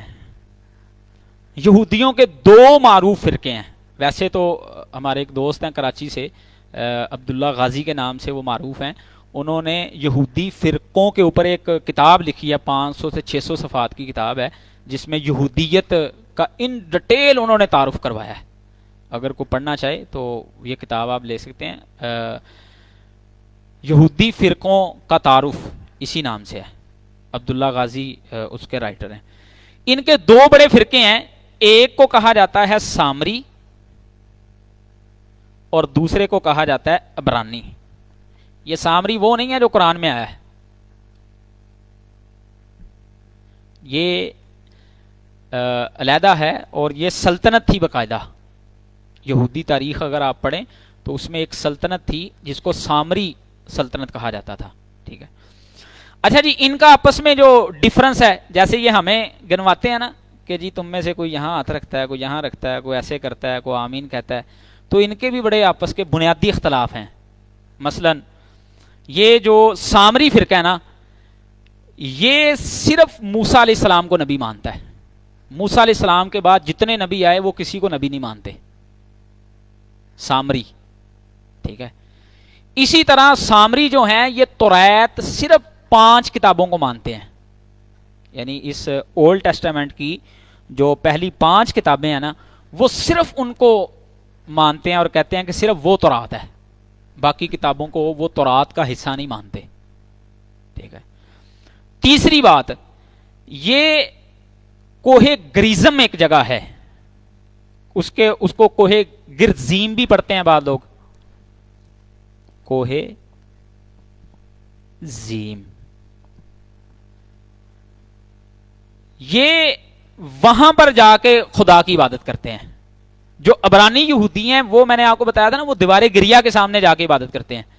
یہ جو ہے نا سامری، یہ اس دیوار کے قریب جا کے عبادت کرتے ہیں، ٹھیک ہے؟ یعنی ان کا قبلہ بھی علیحدہ علیحدہ ہے۔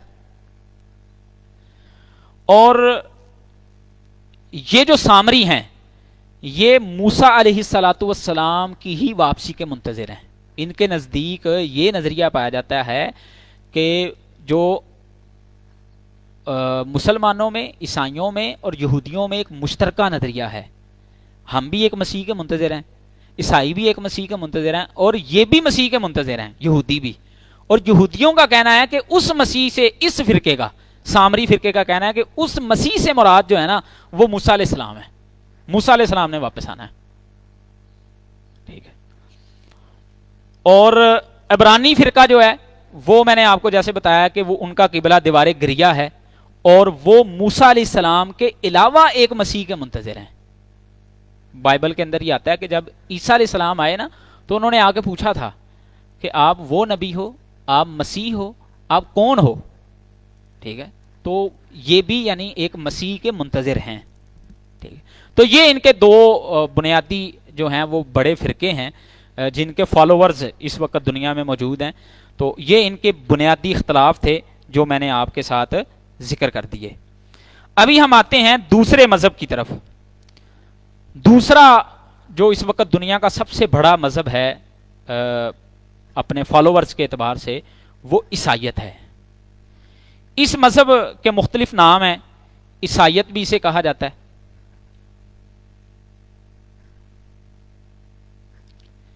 ان کو نصرانی بھی کہا جاتا ہے. ان کو مسیحی بھی کہا جاتا ہے. ٹھیک ہے. عیسائی ان کو اس لیے کہا جاتا ہے کہ چونکہ اس مذہب کے جو بانی ہیں حضرت عیسیٰ علیہ الصلوۃ والسلام، ان کے نام کی طرف، عیسیٰ کی طرف نسبت کرتے ہوئے انہیں عیسائی کہا جاتا ہے.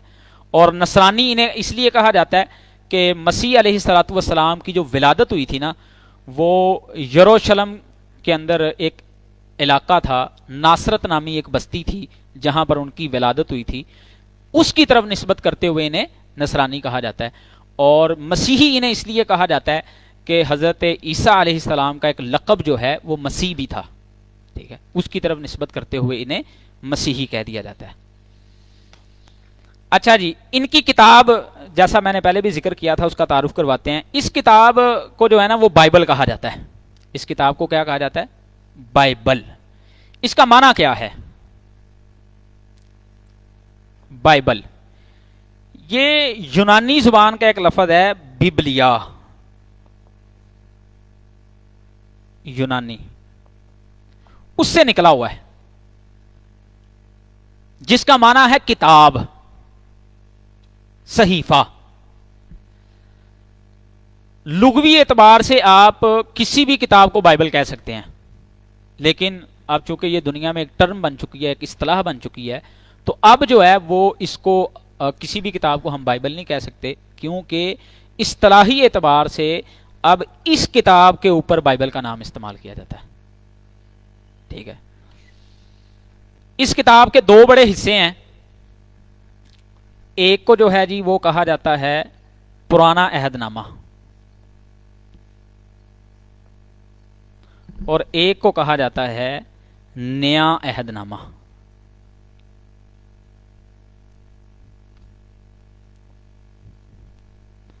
پرانا عہد نامہ، نیا عہد نامہ. اور بھی نام ہیں. پرانے کو بعض لوگ عتیق، عہد عتیق کہہ دیتے ہیں، اور نئے عہد نامے کو کہہ دیتے ہیں عہد جدید. ٹھیک ہے.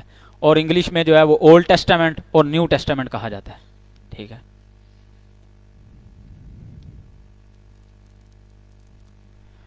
اچھا، ان کے عقائد کی اگر ہم بات کریں تو ان کے جو معروف عقائد ہیں، جو ان کے سارے فرقوں میں سے اکثریت جو ہے، میجورٹی جو ہے وہ ان کو مانتی ہے، وہ پہلا عقیدہ وہ ہے جس کا اللہ تعالیٰ نے قرآن مجید میں کئی ایک مقامات پہ باقاعدہ نام لے کے رد کیا ہے. وہ ہے ٹرینٹی کا عقیدہ، تثلیث کا عقیدہ. تثلیث کا عقیدہ، ٹرینٹی. یہ ایسے ایک تکون بناتے ہیں. ٹھیک ہے جی. تثلیث.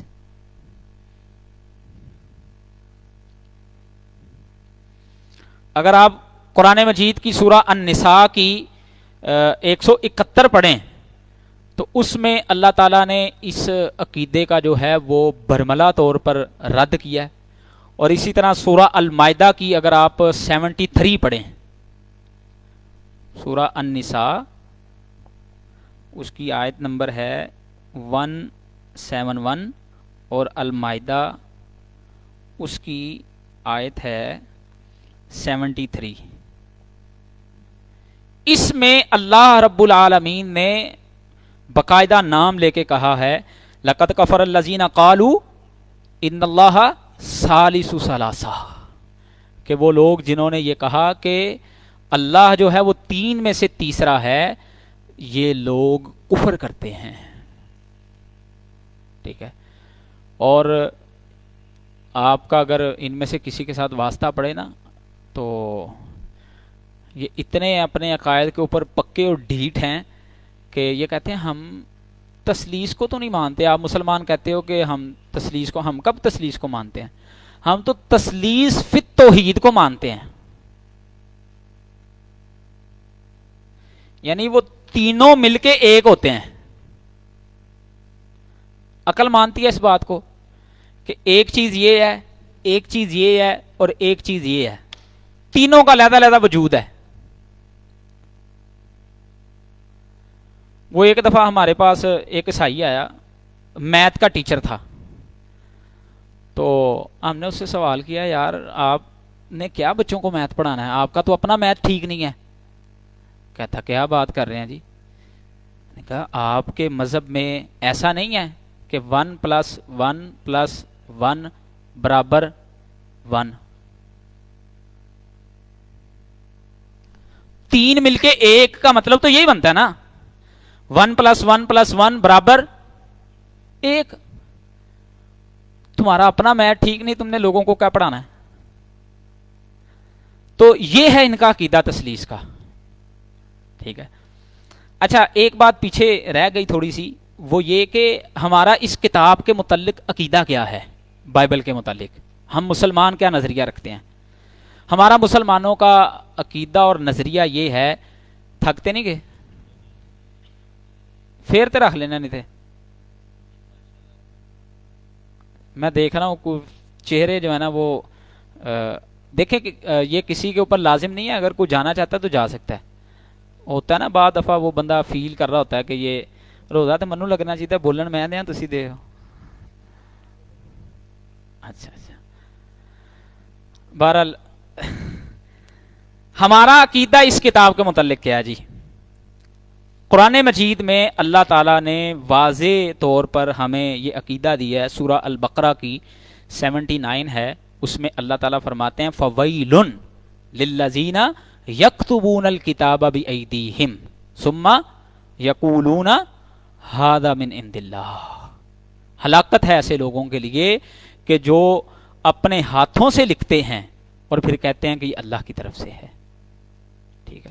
اور اسی طرح سورہ النساء کی 46 میں اللہ رب العالمین نے فرمایا من الذین ہادوا یحرفون الکلم عن مواضعہ،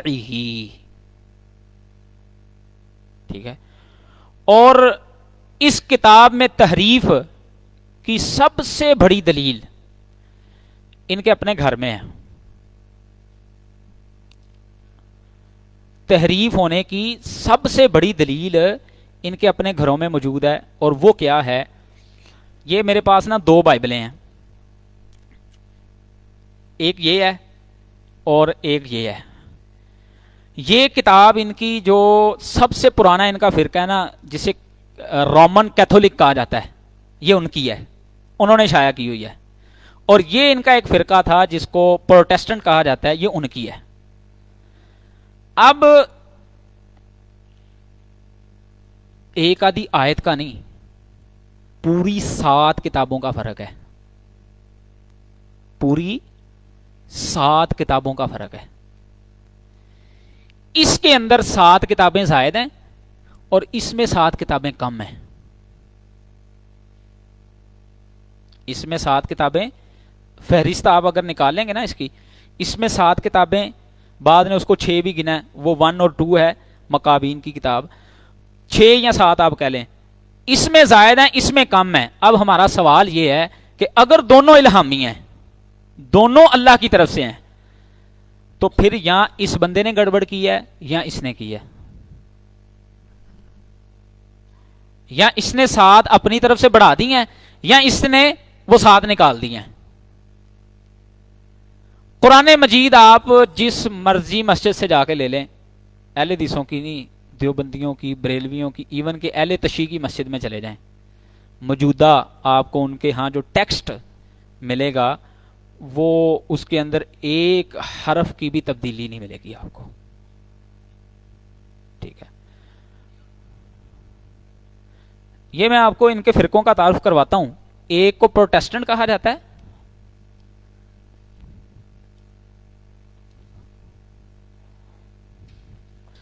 یہ فرقہ بنا کیسے تھا اس کی بھی ایک بڑی سٹوری ہے۔ تو اللہ کا یہ احسان ہے ہم مسلمانوں کے اوپر کہ ہماری کتاب ایک ہے، اور ہم اس بات سے نہیں بھاگتے، ہم الحمدللہ اس کا دفاع کرتے ہیں پورا کھڑے ہو کے۔ ہمارے ہاں بعض جو ماڈرن سکالرز ہیں نا، وہ اپنا جو ہمارے ہاں ایک قراءات کا تصور ہے، صحیح بخاری کی وہ حدیث ہے جس میں نبی صلی اللہ علیہ وسلم نے فرمایا انزل القرآن علی 7 احرف، کہ قرآن جو ہے وہ 7 قراءات میں نازل کیا گیا، اس کو الاؤ کیا اسلام نے۔ بعد دفعہ ہم جب یہ کہتے ہیں نا کہ اس کے ایک لفظ کا بھی آپ زبر زیر کا بھی فرق نکال کے دکھائیں تو وہ دوسری قراءات سے اٹھا کے نا وہ دکھاتے ہیں، تو بھئی وہ الاؤ ہے. وہ جس طرح حفظ کی قراءت ہے جو ہمارے ہاں یہاں پہ روایت حفظ کا قرآن چھپتا ہے، وہ جس طرح پوری سند کے ساتھ پوری چین کے ساتھ جو ہے وہ نبی صلی اللہ علیہ وسلم تک جاتا ہے، اسی طرح باقی قراءات جو ہیں ان کا بھی ہم دفاع کرتے ہیں پورا.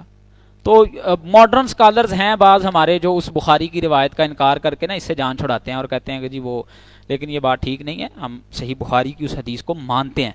انسان کے پاس کسی بات کا جواب نہ ہو، اسے پتہ نہ ہو، تو اس کا یہ مطلب نہیں ہوتا کہ وہ اس کا انکار کر دے. دیکھیں نبی صلی اللہ علیہ وسلم سے بڑھ کے تو کوئی نہیں تھا. اللہ کے نبی صلی اللہ علیہ وسلم سے سوال ہوا ہے، آپ نے کہا کل بتاؤں گا، نہیں پتا. تو ہم بڑے عالم ہیں اللہ کے نبی سے. ہمیں اگر سوال کیا جائے ہمیں نہ پتا ہو تو اس میں کوئی شرمندگی کی بات نہیں. کہہ دیں بھائی ریسرچ کر لیتے ہیں، میں دیکھ لیتا ہوں، اس کو میرے علم میں نہیں ہے، اس میں کون سی بات ہے. سوال کا جواب اسی وقت دینا تھوڑا ضروری ہوتا ہے. تو ہمارا اس کے متعلق نظریہ یہ ہے کہ یہ تحریف شدہ ہے، اس کے اندر تبدیلیاں ہو گئی ہیں. اور یہ جو میں نے آپ کو کچھ حوالہ جات بتائے ہیں کہ نبیوں کے متعلق یہ لکھا ہوا ہے، اللہ رب العالمین کے متعلق یہ لکھا ہوا ہے، کیا اللہ کی کتاب میں ایسا لکھا جا سکتا ہے؟ اچھا، اس سے آگے ایک اس کتاب کے اندر ایک بہت بڑا ایویڈنس موجود ہے جو خود بتاتا ہے کہ اس کے اندر تحریف ہوئی ہے. اور وہ ایویڈنس کیا ہے کہ اس کی آپ تورات کی آخری کتاب کھول کے پڑھیں نا، اس میں آپ کو موسیٰ علیہ السلام کی وفات کا ذکر مل جائے گا. یہ میں آپ کے سامنے ابھی کھول کے پڑھتا ہوں، یہ استثناء کی کتاب ہے. اس کے یہاں پہ جو استثناء کی کتاب ختم ہو رہی ہے نا، وہاں پہ اینڈ پہ لکھا ہوا ہے کہ پس خداوند کے بندہ موسیٰ نے خداوند کے کہے کے موافق وہیں موآب کے ملک میں وفات پائی، اور اس نے اسے موآب کی ایک وادی بیت فغور کے مقابل دفن کیا، پر آج تک کسی آدمی کو اس کی قبر معلوم نہیں. یہ موسیٰ علیہ السلام پہ وہی نازل ہو رہی ہے کہ موسیٰ علیہ السلام نے وفات پا لی، موسیٰ علیہ السلام وہاں دفن ہو گئے. مطلب آپ اگر کوئی مضمون لکھ رہے ہیں، کوئی لٹریچر لکھ رہے ہیں، تو اس میں آپ کہتے ہیں میں فلاں ملک میں گیا، ٹھیک ہے. مصنف اپنی وفات کا ذکر کیسے لکھ سکتا ہے؟ اپنے دفن ہونے کا ذکر کیسے لکھ سکتا ہے کہ مجھے وہاں پر موت آئی؟ آج تک کبھی ایسے ہوا ہے کہ مرنے کے بعد زندہ ہوا ہو؟ تو اس کا مطلب ہے کہ یہ بعد میں کسی نے کارستانی کی ہے، کسی نے اپنے ہاتھ کی صفائی دکھائی ہے، ٹھیک ہے. تو ہمارا یہ نظریہ ہے بھائی، اس کتاب کے اندر تورات موجود ہے، اس کتاب کے اندر انجیل موجود ہے، لیکن یہ ساری کتاب تورات نہیں ہے، یہ ساری کتاب انجیل نہیں ہے. اس کے اندر آپ کو بڑی اچھی اچھی باتیں مل جائیں گی. احکام عشرہ 10 کمانڈ جنہیں کہا جاتا ہے، وہ آپ پڑھ کے دیکھیں، انسان کا دل خوش ہو جاتا ہے. توحید کے اوپر ایسا جو ہے نا وہ زبردست قسم کا وہ بیان ہے. پہاڑی واز انجیل کے اندر ہے ایک، وہ آپ پڑھ کے دیکھیں. بنیادی معاشرے کی جو اخلاقیات ہیں اس میں آپ کو وہ ملیں گی. عیسیٰ علیہ السلام اپنی قوم کو بتا رہے ہیں، ٹھیک ہے. اور پھر اس سے اگلی بات، نبی اکرم صلی اللہ علیہ وسلم کی پیشن گوئیاں آپ کو اس میں ملیں گی. اچھا، یہ یہاں پر ایک سوال بھی کرتے ہیں، کہتے ہیں آپ مسلمانوں کی یہ کیسی دوگلی پالیسی ہے کہ ایک طرف تم کہتے ہو یہ کتاب تحریف شدہ ہے، اور دوسری طرف اسی سے اپنے پیغمبر کو سچا ثابت کرنے کے لیے پیشن گوئیاں پیش کرتے ہو. یہ تو دوگلی پالیسی نہیں ہوگی کہ ایک طرف ہم کہیں جی یہ تحریف شدہ ہے اور دوسری طرف آپ اسی میں سے جو ہے وہ پیشن گوئیاں ثابت کر رہے ہیں. تو اس لیے ہم کہتے ہیں آپ کو ہمارے نظریے کا نہیں پتا. ہم کب کہتے ہیں کہ اس کا ایک ایک حرف جو ہے وہ تحریف شدہ ہے. آپ کو پتا قرآن مجید کی وہ جو آیت ہے جس میں اللہ تعالیٰ نے فرمایا کہ اعوذ باللہ من الشیطان نحن نزلنا الذکر وَإِنَّا لَهُ لَحَافِظُونَ، کہ یہ ذکر قرآن جو ہے یہ ہم نے نازل کیا ہے اور ہم ہی اس کی حفاظت کرنے والے ہیں. یہ صرف قرآن کے ٹیکسٹ کے متعلق نہیں ہے، یہ قرآن کے کیے ہوئے ایک ایک دعوے کے متعلق ہے. قرآن مجید نے جو دعوی کیے ہیں نا، اللہ نے ان کی بھی حفاظت کی ہے. قرآن مجید دعویٰ کرتا ہے ایک کہ یہودی جو ہے نا یہ کبھی موت کی تمنا نہیں کر سکتے. من حیث القوم، انفرادی کی بات نہیں ہے، انفرادی ایک بندہ کھڑا ہو کے کر لے وہ نہیں ہے. من حیث القوم یہودی کبھی موت کی تمنا نہیں کر سکتے. اچھا، اس قرآن مجید کو جھوٹا ثابت کرنے کے لیے نا صرف اتنا کام کرنا پڑنا یہودیوں کو کہ وہ اکٹھے ہو کے کہیں کہ اللہ ہمیں موت دے دے. لیکن 1400 سال سے زیادہ عرصہ گزر چکا ہے، آج تک وہ یہ نہیں کر سکے. اسلام کے خلاف انہوں نے ہر حربہ استعمال کیا. اچھا پھر دیکھیں، اگر یہ اتنی ہی مضبوط بات ہے کہ نبی صلی اللہ علیہ وسلم کے دور میں اگر ان کی کتابوں میں نبی اکرم صلی اللہ علیہ وسلم کا تذکرہ نہیں لکھا ہوا تھا تو آپ کے علم میں ہے کہ عیسائی اللہ کے نبی کے پاس آئے تھے، اور نجران کا وفد آیا تھا نا، باقاعدہ طور پہ وہاں پہ ڈبیٹ ہوئی نبی صلی اللہ علیہ وسلم کے ساتھ ان کی. تو وہ کہہ دیتے کہ قرآن جھوٹ بول رہا ہے. وہ کہہ دیتے نا اللہ کے نبی کو کہ قرآن کہہ رہا ہے یعرفونہ کما یعرفون ابناءہم. اللہ کے نبی کے متعلق قرآن یہ دعویٰ کر رہا ہے کہ یہ اس پیغمبر کو ایسے جانتے ہیں جس طرح اپنے بیٹوں کو جانتے ہیں. تو یہ قرآن کا دعویٰ جھوٹا ہے، ہماری کتابوں میں تو ہے ہی نہیں. لیکن وہ ایسا نہیں کر سکے. کیوں؟ اس لیے نہیں کر سکے کہ نبی اکرم صلی اللہ علیہ وسلم کی پیشن گوئیاں وہاں پر موجود تھیں. ٹھیک ہے، تو یہ بہرحال ہمارا اس کتاب کے متعلق نظریہ ہے. اس کے بعد ان کا ایک عقیدہ ہے، عقیدہ کفارہ. ٹھیک ہے جی، کفارے کا عقیدہ کیا ہے؟ وہ بھی ایک عجیب سٹوری ہے کہ جی وہ آدم علیہ السلام سے جو وہ ایک غلطی ہوئی تھی، انہوں نے پھل کھا لیا تھا، تو وہ نسل در نسل چلتا رہا. تو اس لیے جو ہے نا اللہ نے بے عیب برے کو پیدا کیا. جو یسوع تھے جو بغیر باپ کے پیدا ہوئے ان میں وہ گناہ نہیں تھا. اس یسوع نے وہ ساری انسانیت کے گناہ اپنے سر لے لیے اور انہوں نے صلیب کی موت لے لی اور وہ کفارہ ہو گیا اور پھر وہ گناہ معاف ہوا. یہ سٹوری ہے جی. ابھی انسان کی عقل کام کرے تو ساڈے پنجابی چ ایک مثال دیندے نا، جن نے کھدیاں گاجراں ٹھڈوں تے پیڑ ہیں لا تزر وازرۃ وزر اخرى. چپیڑ میں ماروں کسی کو اور کوئی بدلے میں اس بھائی صاحب کو یا کسی اور کو جا کے چپیڑے مارے، یہ کوئی عقل مندی ہے؟ ٹھیک ہے. اور پھر دیکھیں جہاں پر یہ آدم علیہ السلام کا باغ عدن سے نکالا جانا بائبل کی سٹوری لکھی ہوئی ہے نا، وہیں پر آپ پڑھیں تو لکھا ہوا ہے کہ آدم تو اب زمین پہ جا کے مشقت کی روزی کمائے گا اور عورت بچہ پیدا کرتے ہوئے درد زہ کو برداشت کرے گی. ٹھیک ہے. ہم کرسچن سے ایک سوال کرتے ہیں، ان سے ہم پوچھتے ہیں کہ آپ کے بقول تو چلو جی کفارہ ہو گیا، وہ گناہ ختم ہو گیا، اب تمہاری عورتوں کے ہاں بچے پیدا ہوتے ہیں انہیں درد ہوتی ہے کہ نہیں؟ کفارہ تو ہو گیا نا. وہ جو اس گناہ کی ایک سزا تھی، وہ گناہ کا کفارہ جب ہو گیا تو وہ ختم ہو جانی چاہیے. تو آج پھر کہتے ہیں جی آپ ذاتیات پہ اتر آتے ہیں. جب اس طرح کے سوال کرتے ہیں نا پھر کہتے ہیں آپ ذاتیات پہ اتر آتے ہیں. آپ کو شرم نہیں آتی؟ اللہ کے نبیوں کے متعلق ایسی باتیں پڑھتے ہیں اپنی کتابوں میں، نبیوں کی ذاتوں سے بڑھ کے تمہاری ذاتیں ہیں. تم اللہ کے پیغمبروں کے متعلق ایسی باتیں کرو، تمہیں شرم نہ آئے تو تمہاری کیا حیثیت ہے؟ بہرحال یہ عقیدہ کفارہ ہے ان کا. اس کے ساتھ ہی مصلوبیت کا کفارہ ہے جو اس عقیدہ ہے، جو اس کے اینڈ پہ آتا ہے کہ جی انہوں نے جو ہے وہ ساری انسانیت کے گناہ اپنے سر لے لیے اور ان کا کفارہ ہو گیا اور وہ اپنا 3 دن جو ہے وہ قبر میں دفن رہے اور اس کے بعد پھر ان کا رفع آسمانی ہو گیا. اللہ تعالیٰ نے قرآن مجید میں بھی اس عقیدے کا برملا طور پہ رد کیا ہے. فرمایا وما قتلوہ وما صلبوہ، نہ وہ یہودی عیسیٰ علیہ السلام کو سولی دے سکے نہ ان کو قتل کر سکے. وما قتلوہ یقینا، اور یقینی طور پر وہ اس کو قتل نہیں کر سکے. ہوا کیا؟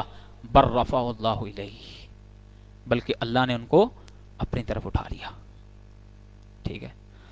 تو یہ ان کے بیسک عقائد ہیں. اس کے علاوہ ان کے کچھ فرقے ہیں جس کے متعلق ہم تھوڑی سی بات کر لیتے ہیں. آپ کو یہ کتنے بجے انہوں نے چھوڑنا ہے؟ ہاں جی ہو گیا ٹائم؟ چلیں ٹھیک ہے. سبحانک اللہم و بحمدک اشہد ان لا الہ الا انت. اذان کتنے بجے ہے ویسے؟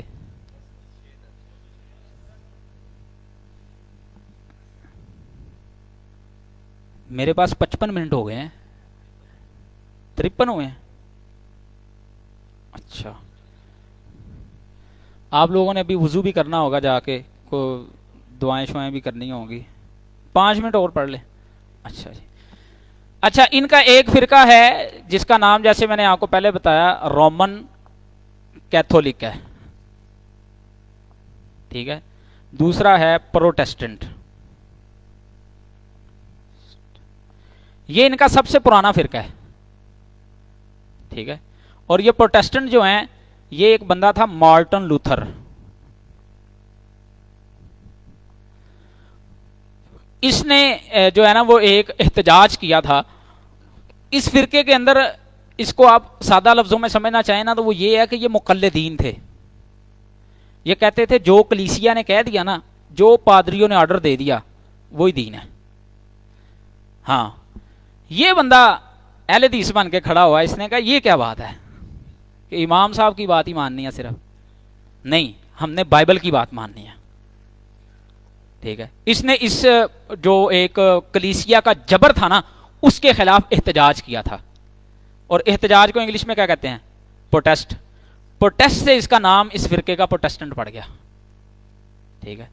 اسی طرح ایک ان کا فرقہ توحیدی بھی ہے جنہیں یونیٹیرینز بھی کہا جاتا ہے. یہ توحید کے قائل ہیں, تثلیث کو نہیں مانتے, آج بھی ہیں. یہ ان کے ساتھ ہمارا بنیادی اختلاف کیا ہے کہ یہ نبی صلی اللہ علیہ وسلم کو اللہ کا رسول نہیں مانتے. ہاں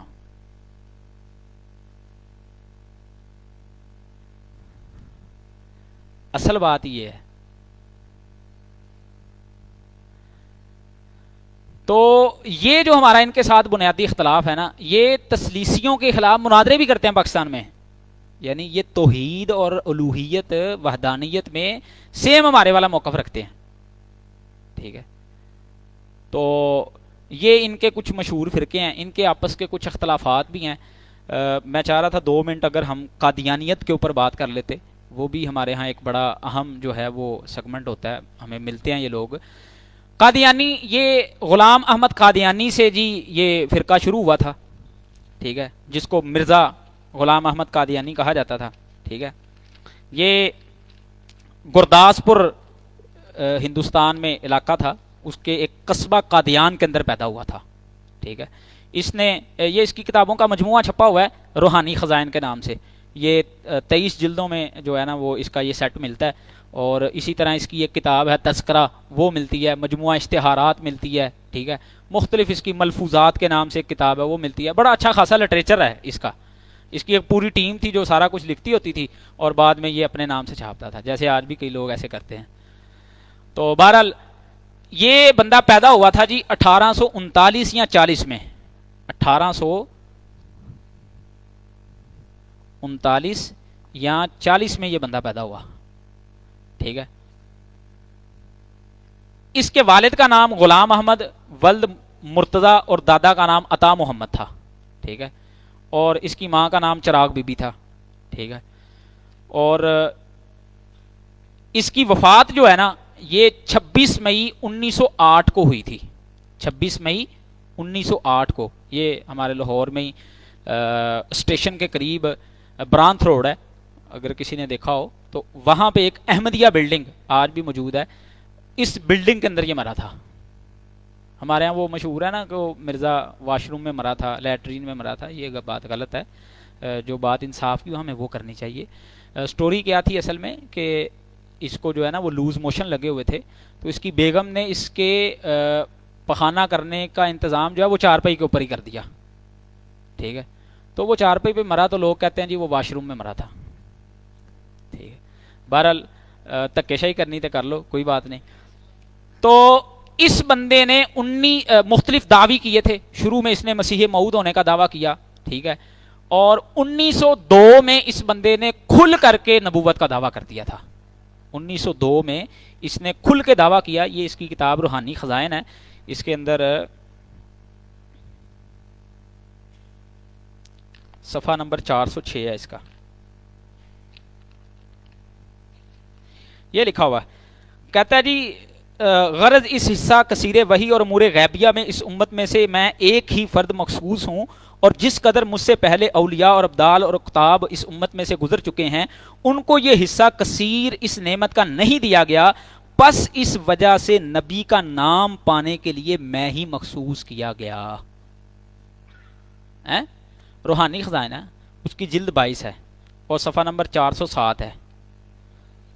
اچھا, یہ نا عام لوگوں کو بڑا چکما دیتے ہیں, کہتے ہیں جی دیکھیں ہم تو آپ جیسا کلمہ پڑھتے ہیں, جیسے آپ لا الہ الا اللہ محمد رسول اللہ پڑھتے ہیں ہم بھی وہی پڑھتے ہیں.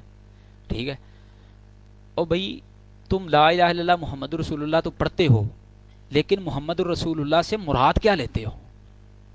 ان کا اصل نظریہ یہ ہے کہ محمد پھر اتر آئے ہیں دوبارہ سے قادیاں میں. یہ مرزے کی اپنی عبارت ہے, کہتا ہے من فرق بینی و محمدن, جس نے میرے اور محمد کے درمیان فرق کیا اس نے مجھے پہچانا ہی نہیں ہے. اس بندے نے بڑا عجیب قسم کا چکن منچورین بنا کے نا وہ بیچنے کی کوشش کی تھی کہ اپنے آپ کو ظاہر بھی نہ ہونے پاؤں میں اور میرا سودا بھی بکتا رہے. آج بھی یہ چیف جسٹس صاحب نے فیصلہ کیا نا کچھ دن پہلے, بڑا رولا پڑا پاکستان میں. وہ جس بندے کے اوپر ایف آئی آر ہے اور جو پیچھے ایف آئی آر کروانے والا ہے ہمارا دوست ہے, اور اس میں جو ہے وہ سارا فتویٰ بھی ہمارے دوست ہی تھے جنہوں نے لکھ کے دیا. تو ہمارا چیف جسٹس صاحب کے سامنے بنیادی مدعا یہ تھا کہ چیف جسٹس صاحب آپ جو باتیں کر رہے ہیں وہ ساری ہیں غیر مسلم کے لیے, اقلیت کے لیے. یہ تو اپنے آپ کو اقلیت مانتے ہی نہیں ہیں, یہ تو اپنے آپ کو کہتے ہیں مسلمان. یہ پرسونیشن کرتے ہیں, تلبیس شخصی کرتے ہیں. مطلب میں ایک بندہ ہوں نا, مطلب میں دعویٰ کر دوں جی میں پاکستان کا چیف جسٹس ہوں, میرے اوپر کیس ہوگا کہ نہیں ہوگا؟ کہ ایک چیز میری ہے نہیں میں وہ کہہ رہا ہوں, تو یہ لوگ مسلمان ہیں نہیں, اپنے آپ کو مسلمان کہہ رہے ہیں. ٹھیک ہے, اور یہ مسلمان نہیں ہے اس کی ہمارے پاس دلیل کیا ہے؟ اس کی سب سے بڑی دلیل یہ ہے کہ یہ غیر احمدیوں کو خود کافر کہتے ہیں. غیر احمدیوں کو یہ کافر کہتے ہیں. ان کی فقہ کی جو کتابیں ہیں وہ پڑھ کے دیکھیں. مرزا بشیر جو مرزا غلام احمد قادیانی کا بیٹا ہے اس کی کتابیں پڑھ کے دیکھیں, کلمۃ الفصل کے نام سے اس کی کتاب ہے. اس میں اس نے خود لکھا ہے کہ غیر احمدیوں کو نہ بیٹی دو نہ ان کے ہاں کوئی نکاح کرو, کیونکہ وہ کافر ہیں, وہ مسلمان نہیں ہیں. جب وہ ہمیں کافر کہتے ہیں, ہمیں مسلمان نہیں مانتے, تو ہم اس لیے انہیں کافر کہتے ہیں. اور دوسرے نمبر پہ ہمارا بیسک اختلاف ان کے ساتھ ختم نبوت کا عقیدہ ہے. وہ نبی صلی اللہ علیہ وسلم کے بعد نبوت کا اجرا مانتے ہیں, نبوت کو ختم نہیں مانتے. ٹھیک ہے, ان کے بھی دو بنیادی گروپ اس وقت پائے جاتے ہیں پاکستان میں. ایک کو جو ہے وہ ربوا گروپ کہا جاتا ہے اور ایک کو لاہوری گروپ کہا جاتا ہے. ٹھیک ہے, ان کے اندر آپس میں اختلاف بھی ہوا, ان کے آپس میں مناظرے بھی ہوئے تھے. ٹھیک ہے, یہ ایک لمبی تفصیل ہے, سٹوری ہے. 1902 میں جب اس بندے نے نبوت کا دعویٰ کیا تو اہل حدیث کے سرخیل تھے مولانا محمد حسین بٹالوی رحمۃ اللہ علیہ. انہوں نے پھر ایک فتویٰ لکھا جس میں مرزا غلام احمد قادیانی کے سارے عقائد لکھے. اور مزے کی بات یہ ہے کہ یہ بٹالوی صاحب کا نا یار تھا. مرزا نا پہلے بٹالوی صاحب کا یار تھا. بٹالوی صاحب کا ایک رسالہ نکلتا ہوتا تھا اشاعت السنہ, اس کے اندر بٹالوی صاحب اس کی تحریریں چھاپتے ہوتے تھے. انہیں کیا پتا تھا کہ اس بدبخت نے آگے جا کے نبوت کا دعویٰ کر دینا ہے. پھر بٹالوی صاحب نے وہی قرض چکانے کے لیے ایک فتویٰ لکھا اور ہندوستان کے 150 سے زائد علماء کے پاس وہ فتویٰ بھیجا. اور اس وقت کے جو سب سے بڑے محدث تھے سید نذیر حسین محدث دہلوی رحمۃ اللہ علیہ, ان کے پاس آخری وہ فتویٰ بھیج کے مہر اس کے اوپر لے کے انہوں نے وہ فتویٰ شائع کروایا. آج بھی وہ اولین فتویٰ کفر کے نام سے مل جاتا ہے, اور ان کے متعلق اس وقت سے پھر جو ہے وہ فتویٰ کفر لگ گیا ان کے اوپر. اور پاکستان کی پارلیمنٹ سے بھی ان کے اوپر باقاعدہ کفر کا فتویٰ لگ چکا ہوا ہے، ٹھیک ہے، بھٹو کے دور میں، تو یہ بھی کافروں کے اندر ہی آتے ہیں، ٹھیک ہے۔ ان کے ساتھ ہمارا بنیادی اختلاف جو ہے وہ ختم نبوت کا عقیدہ ہے۔ اسی طرح ہندو مت ایک بڑا مذہب ہے ہمارے ہاں، اس کے متعلق آپ کتابیں پڑھ کے ان کی معلومات لے سکتے ہیں۔ سبحانک اللہم و بحمدک اشہد ان لا الہ الا انت استغفرک و اتوب الیک۔